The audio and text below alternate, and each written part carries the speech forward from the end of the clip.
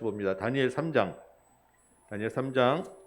4절에서 7절까지 말씀입니다. 다니엘 3장 4절에서 7절 말씀 같이 한번 보도록 하겠습니다.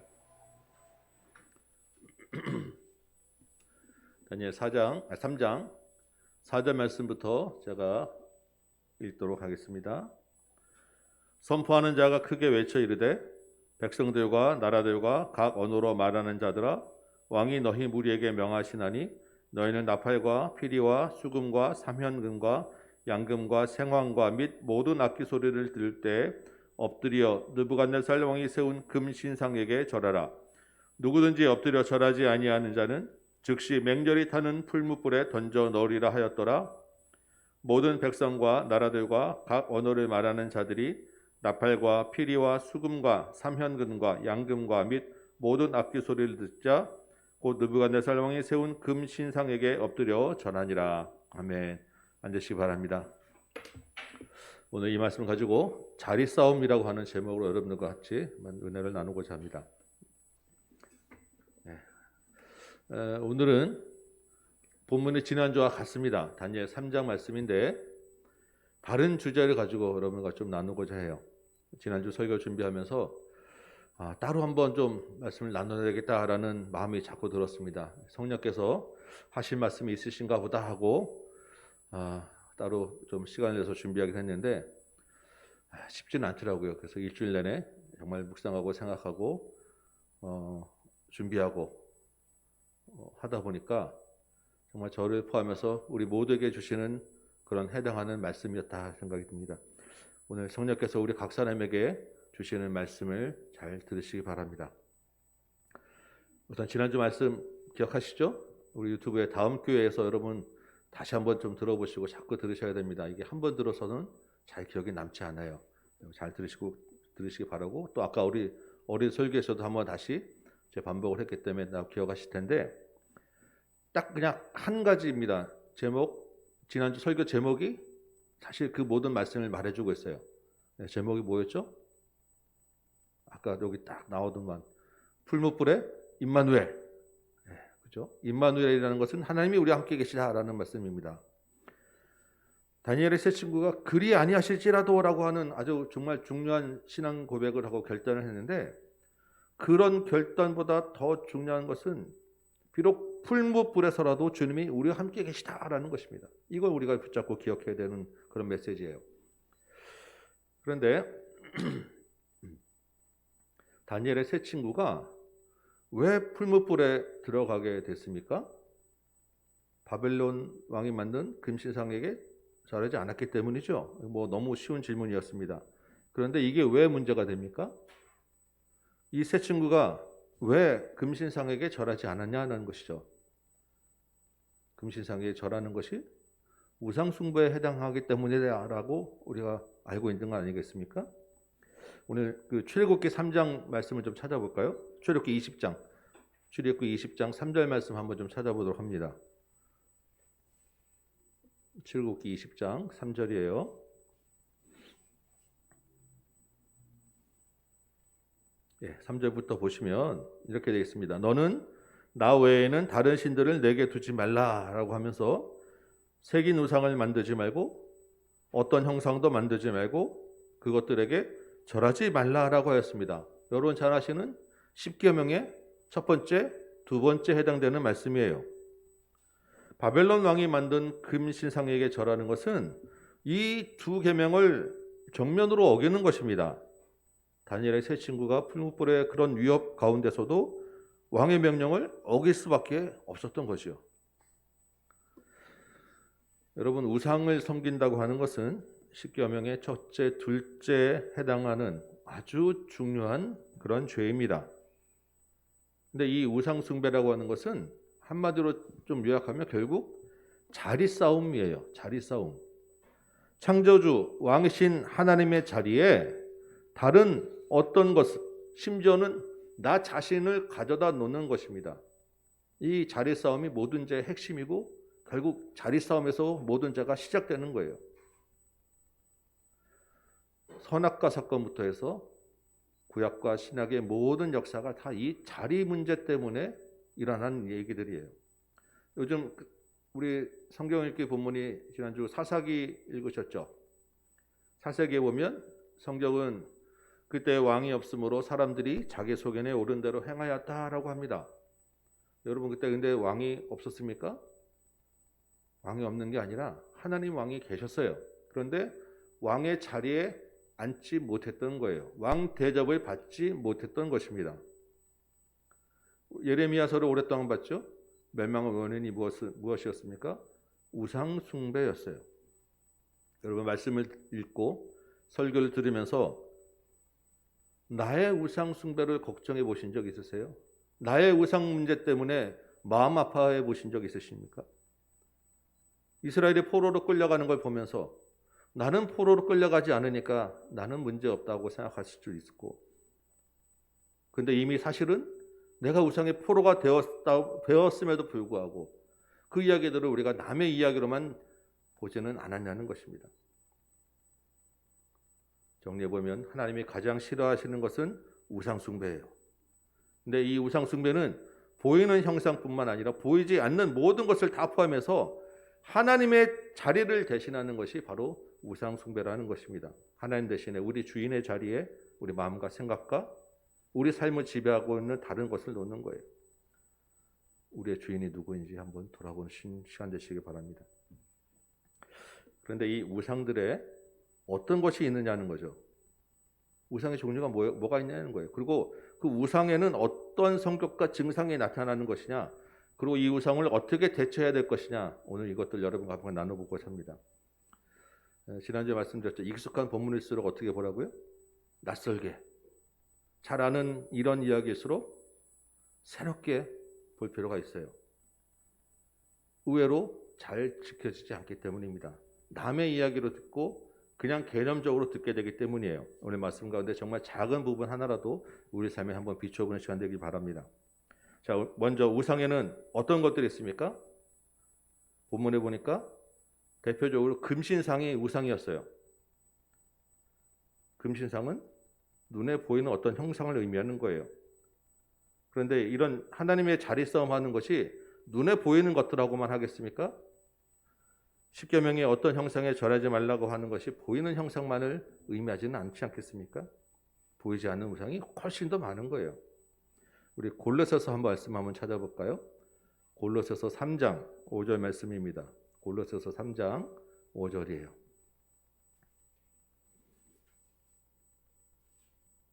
골로새서 3장 5절 찾으셨으면 같이 한번 한 목소리로 읽어보도록 하겠습니다. 골로새서 3장 5절 시작. 그러므로 땅에 있는 지체를 죽이라. 곧 음란과 부정과 사욕과 악한 정욕과 탐심이니 탐심은 우상 숭배니라. 사도 바울이 알려주는 죽여야 하는, 버려야 하는 우상들 이야기하고 있어요. 음란, 뭐 더 설명드릴 필요 없죠. 매춘이나 근친상간, 간통 이런 것들 다 부도덕한 성적 행위들, 음란한 것입니다. 부정이라고 하는 것은 더러운 것을 이야기해요. 불결한 것. 근데 씻지 않아서 더러운 걸 얘기하는 게 아니라 도덕적으로 깨끗하지 못한 것을 부정한 것이라고 이야기합니다. 우리 안에 있는 거짓된 것, 양심에 거리끼는 것, 외식하고 위선되는 것, 불순한 마음들 다 부정한 것이에요. 근데 이게 음행과 연결돼서 음행과 부정한 것 이렇게 같이 나올 때 특히 성적인 부도덕한 것을 더 강조하는 말입니다. 그 다음에 나오는 말이 뭐 있죠? 사욕, 또 악한 정욕, 비슷한 말들인데 부끄러운 욕망, 어떤 욕심 이런 것들 이야기하는데 어떤 금지된 것을 더 초과해서 추구하는 그런 마음들이에요. 재물과 권력을 갈망하는 것, 성적인 욕망, 잘못된 욕망, 부도덕한 욕망 이런 것들을 악한 정욕, 사욕이라고 이야기합니다. 탐심이라고 하는 것은 뭔가 지나치게 갈망하는 것, 탐하는 욕심이죠. 돈과 명예와 권력과 쾌락과 성공 모든 것이 다 이 탐심에 해당됩니다. 이런 음란부터 부정한 것, 또 사욕과 악한 정욕 모든 것이 결국 탐심으로 연결되는 거예요. 그래서 결론적으로 이 모든 것의 탐심이 우상 숭배다라고 사도 바울은 이야기하고 있는 것입니다. 여러분, 이 탐심이라고 하는 것이 왜 우상 숭배가 되겠습니까?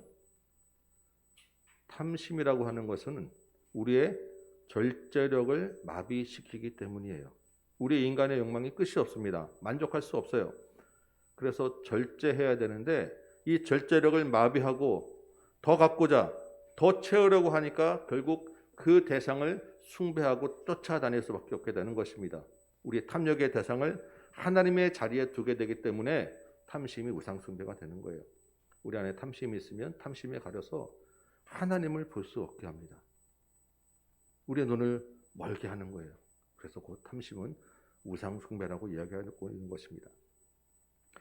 그런데 바울이 이야기하는 이 골로새 3장 말씀에서는 특별히 여러 탐심 중에서 성적인 욕망을 굉장히 강조하고 있죠. 성경은 구약부터 신약에 이르기까지 이 하나님이 성적 타락에 대해서 굉장히 미워하고 있다라는 것을 여러 구절에서 보여주고 있어요. 왜 그렇게 했습니까? 왜 특별히 성적 타락을 이렇게 하나님이 미워하실까요? 이유가 있어요. 성적 타락은 가정을 깨트리기 때문입니다. 여러분, 가정이란 게 뭐예요? 하나님이 최초로 만드신 공동체입니다. 이 가정을 기반으로 하나님 나라를 세워가시는데 이 성적 타락이 가정을 무너뜨리는 원인이 되는 거예요. 하나님이 굉장히 싫어하시는 이유가 될 수밖에 없는 것입니다. 여러분, 나는 특별히 가늠하지 않았다. 나는 매춘하지 않았다. 그래서 나하고는 관계없는 이야기다라고 여러분 그냥 넘기지 마시기 바랍니다. 드러나고 나는 행위뿐만 아니라 우리 마음에 있는 생각까지 하나님 다 보고 계시지 않습니까?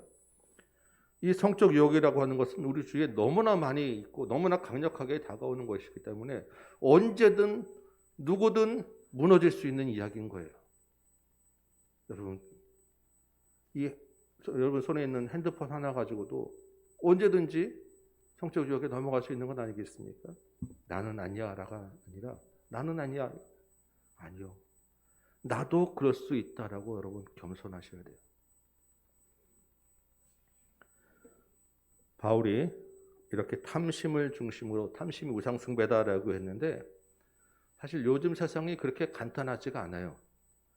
절제할 수 없는 것이 우리가 생각하는 물질, 권력, 성공, 성적 욕망 이런 것만에 있지는 않습니다. 요즘 시대가 어떤 시대예요? 엄청난 과학과 기술의 발달 시대 아닙니까? 이 과학과 기술이 정말 새로운 우상이 되고 있어요. 얼마나 이것들이 발달했는지는 제가 설명드리지 않아도 여러분 다 누리고 계시죠. 이 과학과 기술이 전능하신 하나님을 드러내야 되는데 오히려 하나님 자리를 내놓으라고 도전하고 있는 것입니다. 과학과 기술이 발달하면 어떤 일이 일어납니까? 우리가 엄청난 물질적 풍요를 누리게 되고 있어요. 이 물질이 또 투자해서 과학기술을 더 발전시키고 한도 끝도 없이 계속 발전해 나가는데 우리가 그 안에서 더 많은 과학기술을 그 혜택을 누리고자 달려가고 있다는 것이 문제입니다. 그걸 누리는 것 자체가 문제가 아니라 더 좋은 스마트폰에 우리가 목매달고 더 좋은 가전제품, 더 편리하고 더 화려한 우리 주거 환경들, 더 좋은 자동차 이것들에 우리가 쫓아다니면서 달려가고 있기 때문에 그게 우리를 우상으로 만들고 있다는 것입니다. 여러분, 이런 더 좋은 과학기술의 혜택을 누리는 것이 지금 뭐가 됩니까? 우리의 신분을 나타내는 표시가 되고 있어요. 우리 스스로 자기를 과시하는 그런 대상이 되고 있다는 것입니다. 그걸로 우리의 우상, 우리의 주인을 삼고 있는 거예요. 그것들을 더 가지기 위해서 우리가 또 어떤 일들 합니까? 우리 아이들을 학원으로 엄청나게 몰아내고 있어요. 또 다른 우상을 만들고 있는 거예요. 우리 주변에 우리 삶에 연관된 우상이 얼마나 많은지 이거 다 일일이 설명할 수가 없을 정도입니다. 그런데 이 우상들을 가만히 보니까 공통되는 특징이 있어요. 우상에 관련된 공통적인 어떤 성격 나타나는 증상들이 있다는 것입니다. 우상 숭배하면 나타나는 공통적인 우리가 이걸 좀 알아야 거기에 대한 대처 방안을 찾고 고칠 수 있지 않겠어요? 진단을 바르게 해야 병을 고칠 수 있는 거예요.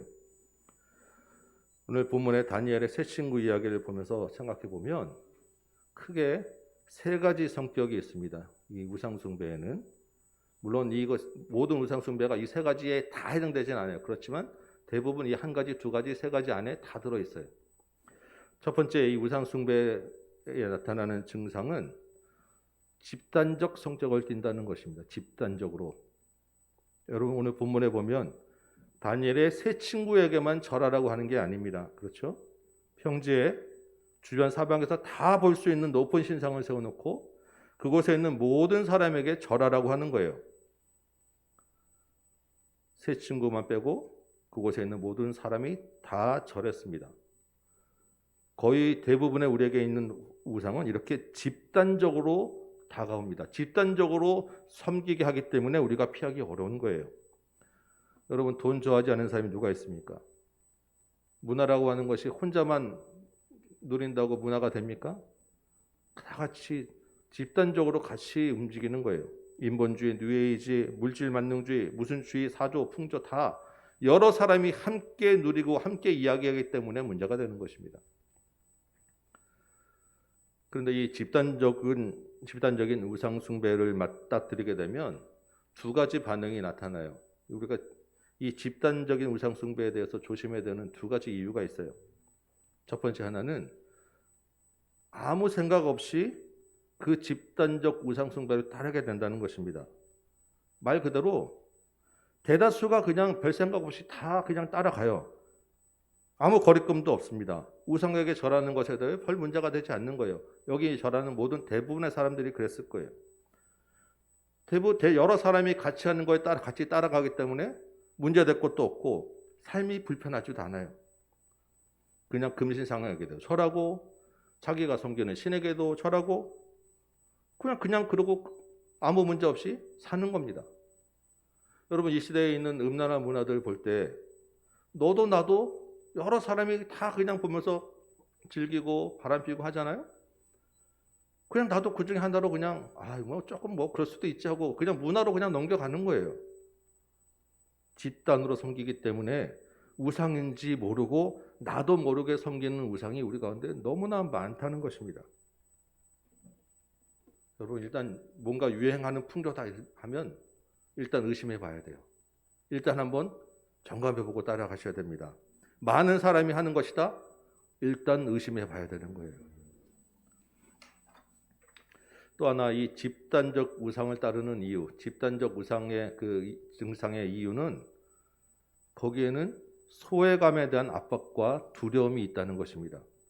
그 집단을 벗어나고 거스렸을 때 치러야 하는 대가가 있기 때문에 그 집단적 우상을 따라가는 거예요.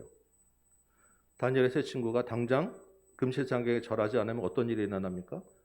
맹렬히 타는 풀무불에 던져지잖아요. 그게 얼마나 큰 압박이겠어요. 성경에 보면 여러 민족들이 거기 같이 섞여 있었어요. 그렇죠? 그 안에 다니엘의 세 친구만 유대인이었겠습니까? 다른 유대인들도 있었고요. 다른 민족들이 다 자기가 섬기는 신들이 있었을 거예요. 대부분은 그냥 별 거리낌이 없었겠지만 그 중에는 생명에 대한 압박에 대한 두려움 때문에 절하고 만 사람들도 섞여 있는 것입니다. 여러분 이 시대도 마찬가지죠. 집단을 거스르게 될 때 따라오는 그 왕따가 되는 두려움, 경제적인 압박, 손실, 관계가 깨지는 것에 대한 두려움. 그래서 우상인 줄 알면서 눈 한번 질끈 감게 되는 건 아니겠습니까? 요즘 유행하는 말이 벼락거지 이런 말이 있더라고요. 가만히 있으면 나중에 벼락거지 된다. 이래가지고 영끌해서 빚 내고 집 사고 주식 투자하고 비트코인 산다고 하고 난리가 아닙니다.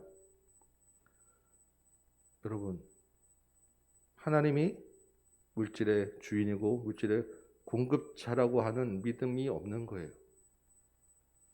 우리의 주인의 자리에 우리의 물질의 주인에 하나님이 안 계신 것입니다. 자녀 양육도 심각하죠. 여러분 다시 말씀드리지만 학원에 보내지 않으면 안 될 것 같은 두려움 때문에 일단 보내고 보는 거 아니에요? 그 안에 우리는 내 자녀는 하나님이 책임진다는 믿음이 그 보내지 않았을 때 일어날 것 같은 두려움과 서로 비교가 되면서 우리 아이들을 그렇게 압박하는 건 아니겠습니까? 학원에 보내는 비용이 만만치 않으시죠. 그렇게 빚내서 학원 보내고 교육시키고 집 사고 하다 보면 여러분 우리에게 주시는 물질 가지고 언제 하나님 나라를 위해서 선하게 사용할 수 있겠습니까? 언제 하나님 나라를 위하여 우리에게 주신 것 한번 써볼 수 있겠냐고요. 그런 시대가 편안하게 내가 $10만 가지고 그렇게 쓸 수 있는 시대가 오겠습니까? 돈 벌고 여유 있을 때는 없는 거예요. 집단적 우상과 증상이 이런 성격을 가진다는 것입니다. 두 번째 우상의 성격과 특징은 반복된다는 것입니다. 반복. 근데 이 반복은 반복될수록 그 강도가 세져요. 그래서 이 반복이 어디로 끌고 가느냐? 중독으로 끌고 가는 것입니다. 여러분, 처음에 다니엘 세 친구가 절하지 않았죠. 그랬더니 그걸로 끝납니까? 왕이 불러다가 다시 한번 얘기를 하죠.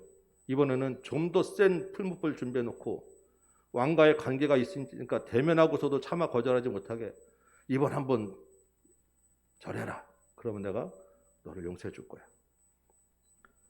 만약에 세 친구가 처음이었든 두 번째였든 알겠습니다라고 절했다고 하면 그래 이제 한번 절했으니까 앞으로는 이런 일 없을 거야 라고 했을까요?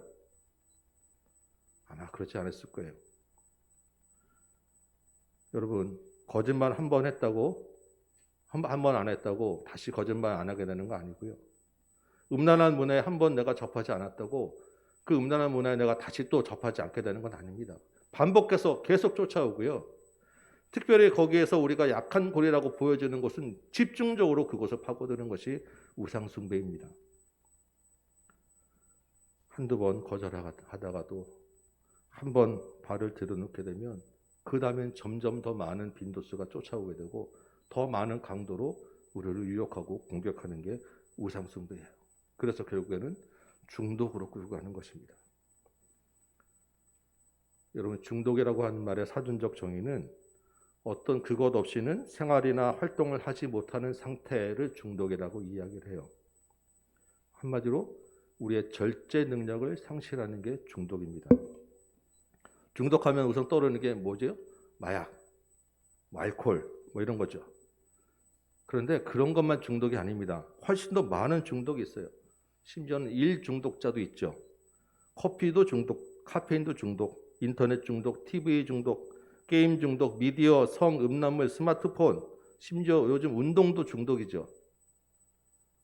그냥 늘 습관적으로 하게 되는 행동, 그래서 나의 많은 시간을 차지하게 되는 것은 중독이라고 봐야 하는 것입니다. 집에 있을 때 습관적으로 항상 TV에 켜놓으시는 사람들 많아요.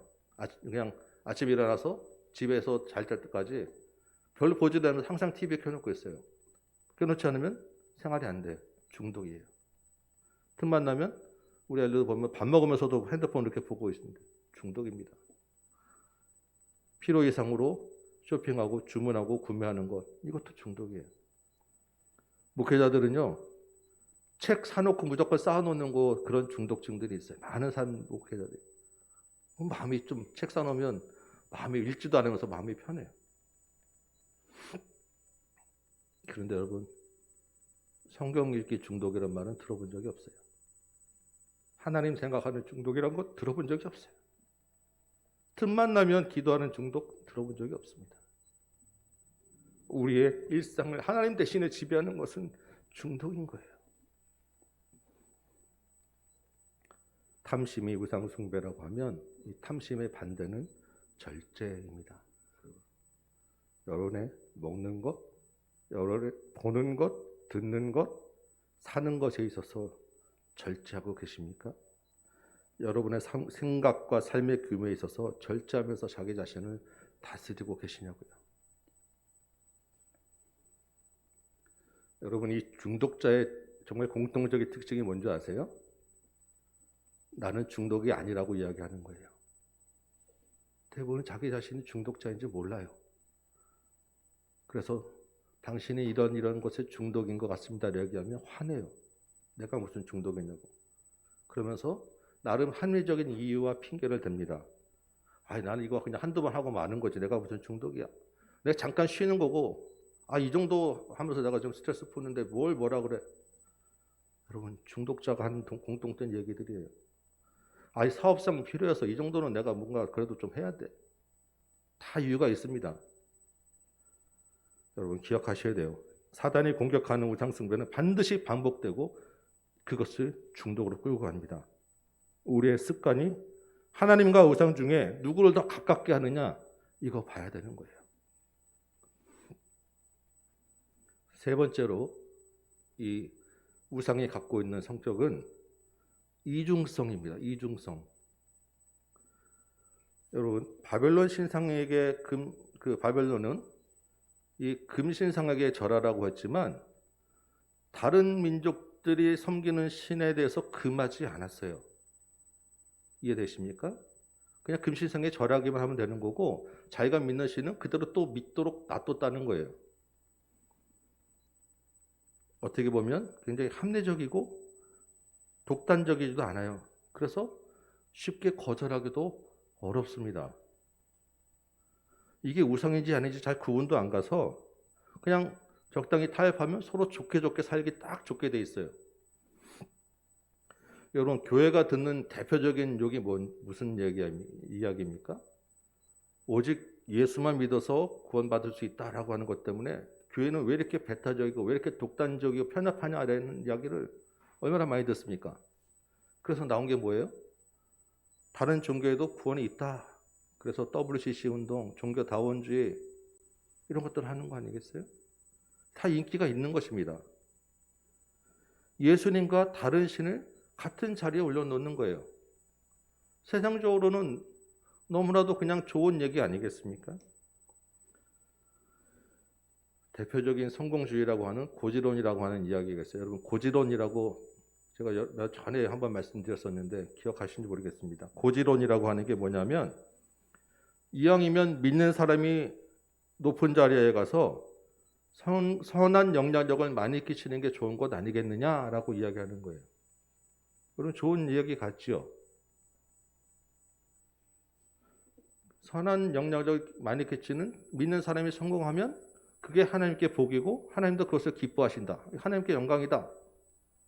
물론 좋은 이야기입니다. 그러면 좋지요. 그런데 그것을 강조하게 되면 어떻게 되냐면 하나님과 성공이라는 것이 같이 같은 자리에 가는 거예요. 비전을 하나님께 놓는 게 아니라 하나님의 이름을 갖다 끌어서 나의 성공이라는 것을 위에 놓게 되는 아주 교묘한 우상이 되는 것입니다. 굉장히 우리 안에 조심해야 될 이야기인 거예요.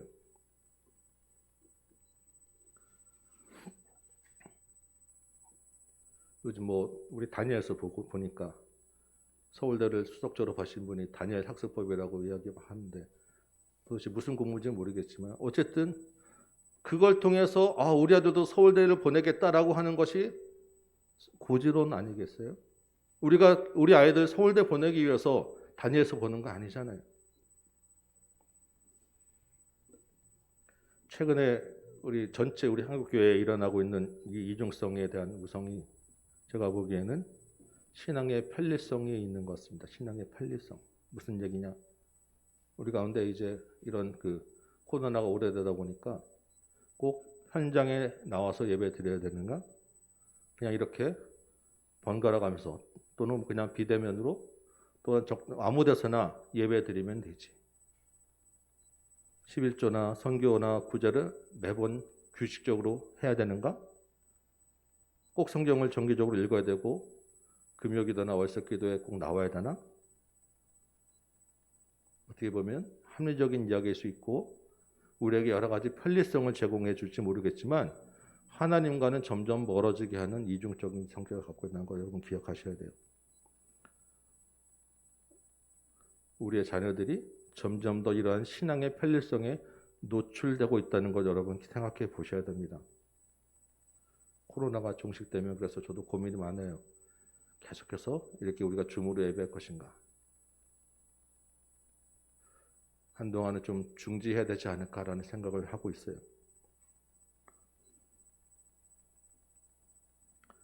문제는 이러한 성격들을 가지고 있는 이 우상숭배 한 가운데서 우리가 살고 있다는 것입니다. 우리가 어느 곳을 가든지 이러한 우상숭배와 떨어져서는 살 수 없어요. 항상 우리는 이 우상숭배 불 가운데 있는 것입니다. 그러면 어떻게 이런 우상숭배를 우리가 대응해 나갈 수 있느냐라는 것이죠. 이런 우상숭배의 증상을 알았으면 우리가 이걸 어떻게 극복하고 치료해 나가느냐, 대응할 수 있느냐라는 거예요. 증상이 세 가지였죠. 그러면 대응도 세 가지가 있는 것입니다. 왜 계속 세 가지냐면 셋을 넘어가면 우리가 기억하지 못하기 때문에, 셋이 한계이기 때문에 항상 세 가지로 이야기를 합니다. 첫 번째는요, 우리가 이런 그 우상숭배에 대한 그 대응을 하는 첫 번째 방법은 개인적인 단호한 대응이 필요한 것입니다. 개인적으로 여러분 각 개인이 단호한 거절이 있어야 돼요. 무슨 말이냐? 다니엘의 세 친구의 대답이 무엇이었습니까? 왕이여, 이 문제에 대해서는 말할 필요가 없나이다. 말할 필요가 없다는 것입니다. 그냥 주저리 혹시 뭐 이런 여운을 남기게 되면 우상에게 그것으로 공략하라고 구멍을 보여주는 거예요. 상대방이 개인이 됐든 집단이 됐든 특히 자기 자신에 대하여 아주 분명하고 단호하게 선을 긋는 것이 필요합니다. 내가 섬기는 우상이 있다는 것을 인식하고 집단을 거스른 것에 대한 두려움이 내 안에 있다는 것, 그래서 내 안에 중독증이 있다는 것을 인정하고 그걸 고백하고 이제는 안 하겠습니다라고 내가 단호하게 선을 긋는 선언이 필요한 것입니다. 개인적인 의지의 문제, 정말 이건 중요한 그런 시작입니다. 여러분 안에 이런 단호한 그런 결단이 있으시길 바라요. 두 번째 대응은 집단적인 돌봄, 집단적인 대응이 필요하다는 것입니다. 여러분, 우상은 집단적으로 공격하는데 여러분 개인이 아무리 단호하게 대응한다고 하더라도 혼자 그게 싸움이 되겠습니까? 더구나 우리 개인이라고 하는 의지가 얼마나 연약합니까? 작심삼일 아닙니까? 3일 넘기기 어려워요. 그래서 집단적인 대응이 필요합니다. 이 집단은 이 집단의 대상이 뭐냐? 두 가지예요. 하나는 가정이고 하나는 교회. 여러분 가정에서 정말 우상 숭배를 배격하기 위해서 서로를 돌보셔야 합니다. 서로를 돌보는 그 방법은 서로를 믿지 않는 거예요. 설마 우리 아이는 아니야? 우리 남편은 괜찮아? 우리 아내는 문제 없어? 아닙니다. 제일 문제가 많아요. 서로를 믿으시면 안 돼요. 이게 뭐 서로 불신하고 서로 감시하면서 그렇게 쳐다보라는 얘기가 아닙니다. 서로의 연약함을 인정하고 서로를 위해서 서로가 우상에게 넘어갈 환경을 만들지 말라는 거예요. 여러분, 가급적 혼자 내버려 두지 마시기 바랍니다. 아내든 남편이든 자녀든. 우상에게 넘어갈 환경들을 만들지 않는 거에 중요해요. 부부가 각방을 오래 쓴다거나 서로 떨어져 있는 것 굉장히 위험한 노출입니다. 서로 가족 간에 약한 것을 나누시고 이야기하시고 가족이 이야기하는 말에 귀를 기울여 주셔야 돼요. 가족이 당신 지금 이런 중독에 좀 노출되어 있는 것 같아 라고 할 때 그 이야기에 귀를 기울여 주시고 우리 아이들이 마음속에 어떤 것이 있는가 살펴주셔야 되는 것입니다. 자녀들의 말을 다 믿는 게 아니라 분별할 필요도 있는 거예요. 교회 안에서 목장에서도 마찬가지입니다. 여러분 진솔하게 나누시고 같이 기도하시고 서로 긍휼히 여기시고 실제적인 섬김이 필요한 것입니다. 가정이나 교회 공동체 안에서 여러분이 공격하는 우상에 대하여, 여러분이 섬기는 우상에 대하여 진솔하게 오픈하고 나누는 것이 필요하다는 것입니다. 그래서 서로가 서로를 보호하는 과정이 우리에게 필요한 것입니다. 이게 하나님께로 우리를 서로 인도해 나가는, 그래서 형제가 서로 연합하는 그런 유익이 있는 것이. 오늘 목장 모임 또 하시죠? 서로의 우상에 대해서도 나눠보시기 바라요.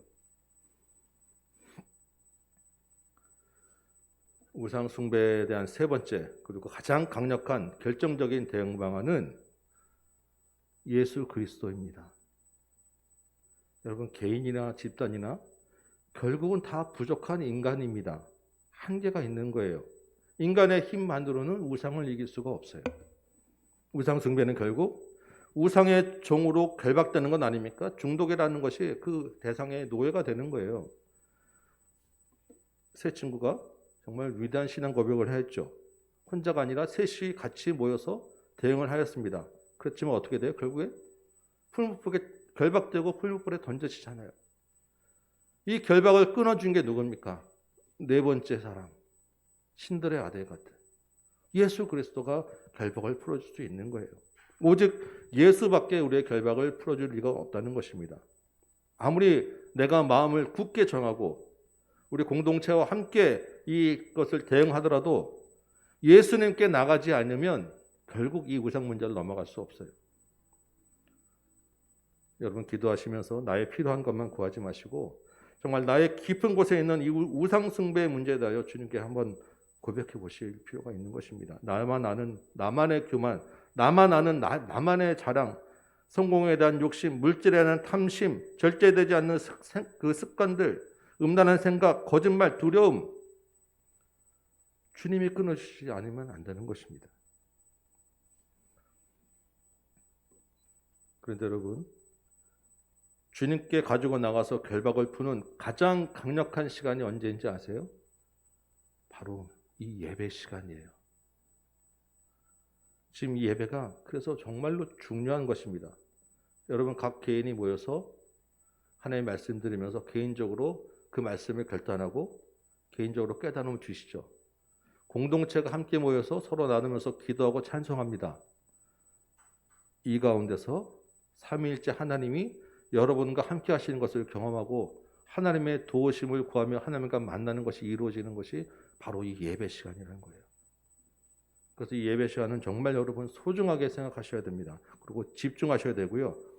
예배를 위하여 여러분의 피곤한 몸과 마음도 다 절제하고 조심하여서 정말 최선의 예배를 드릴 수 있는 환경을 만들어 오셔야 돼요. 예배 가운데 주님이 우리의 결박을 푸시는 은혜를 경험하시길 소망합니다. 이제 말씀을 마치도록 하겠습니다. 오늘 여러분과 우상에 대해서 여러 것들 나눈 것은 여러분을 지적하고 비난하려는 것이 아닙니다. 저도 똑같은 문제들을 겪고 있어요. 저를 포함한 우리 모두를 다시 하나님 앞으로 데려가기 위해서인 것입니다. 하나님이 주시는, 주님이 주시는 자유를 얻게 하기 위함이에요. 여러분, 이 자리 싸움이라고 하는 것 우리 모두에게 해당하는 아주 중요한 문제입니다. 우리뿐만 아니라 오고 오는 다음 세대에게는 점점 더 중요한 싸움이 될 거예요. 여러분 각 개인적으로 또 가정과 교회가 협력하여 우리 주님을 왕으로 모시는 싸움을 해나가기를 소망합니다.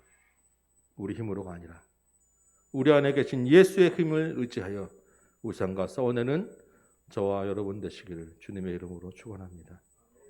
우리 찬송 한 장하고 우리 말씀을 생각하며 같이 기도합니다. 찬송가 585장이에요. 우리 585장인데 이 곡은 우리가 잘 아는 마틴 루터가 지은 곡입니다. 중세 시대 로마 가톨릭이라고 하는 거대한 집단에 대하여 하나님과 물질, 권력을 이중성을 놓고 대다수 사람이 따르게 하고 따르지 않는 사람들을 압박하고 두려움을 주던 그러한 우상에 대하여 견디고 싸워내면서 주님을 의지하여 불렀던 찬송입니다.